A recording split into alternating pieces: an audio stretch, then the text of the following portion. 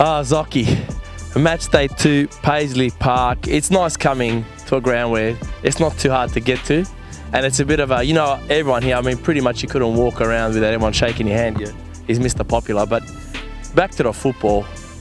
So many stories, so many incidents. Where do you even begin? There's a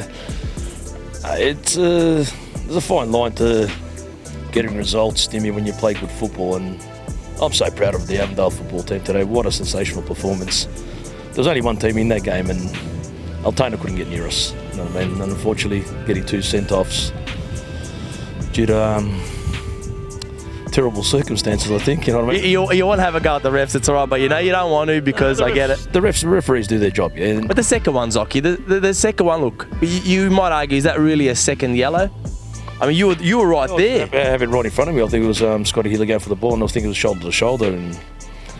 But having been involved in the football game for numerous years and seeing what happened there today, trying to influence the referee of the opposition team, I think that's totally wrong. You know what I mean? Players falling off behind play when no one's touching them and trying to get players sent off. I think that's a total disgrace. You know what I mean? But I'm just going to focus on the Avondale boys, and my boys were super today, and I'll give them full credit. We'll bounce back. There's no issue there. I know we're going to miss a couple of players next week, but there was one team that played football. I'm not even going to talk about the opposition team, but my boys were super today. Match day 2 here at Paisley Park with Blake Carpenter. Just chatting to him just a little bit off. I said, mate, that last 30 minutes you were getting slammed on the right hand side, which actually surprised me because I think you had it on your on the winger right there. 9 men for 30 minutes is a tough task, like us boys, we put in a real good shift, and honestly, I've never played with 9 men before, and it was one of the hardest games I've ever played, so hats off to us boys, but obviously all of us are very disappointed with the draw, but we'll take a point.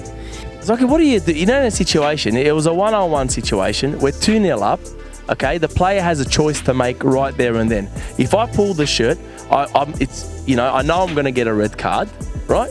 But if I don't, it's a possible goal. I mean, as a coach, what would you have done in that situation if you were perhaps Dylan Jacoby at that moment in the game, the 55th minute? What would you have done?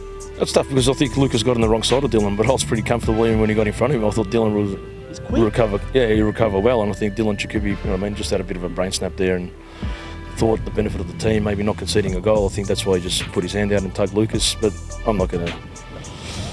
No hard feelings towards Dylan or the referee there. You know what I mean? That's just one of my boys that just made a rash decision and tugged the shirt and got punished for it. You lost Dylan, you lost Hillier, so you lost 2 defenders, not even like you lost a forward, right? And in particular, Scotty in particular is a leader at the back. Did you miss that leadership when he was gone? Did anybody step up? Yeah, I think we all just stepped up as a group, coached each other, but still Scotty, I could hear him on the sidelines at the back of the goals telling us to step up or push out, so it just shows that we're a real close team and that we want to do well for each other and get those 3 points, but unfortunately today, couldn't do it. Next week, you're missing 2 key defenders. Do we have the depth in the squad to cover that? Yeah, well, we've got Germano coming back into 90 minutes in the under-20s, just about to kick off now, and Germano's been training really well for the past 2 weeks, and we're going to add a bit of skill and experience there with Germano. Once he's up and about, he's a great footballer, and he's an asset to the Avondale Football Club.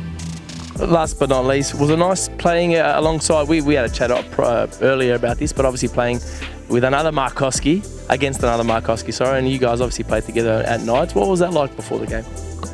Me and James are good mates, yeah, and won an NSL title together at the Melbourne Knights, and he was a sensational footballer, yeah, and he's a good coach as well, so the friendship's always going to be there. Doesn't matter win, lose or draw, we're always going to be mates anyway, so I just want to wish Jonesy and Altona Football Club all the best for 2021. Beautiful. Thank you, Zocky. Match day 2 here at Paisley Park, it was sensational.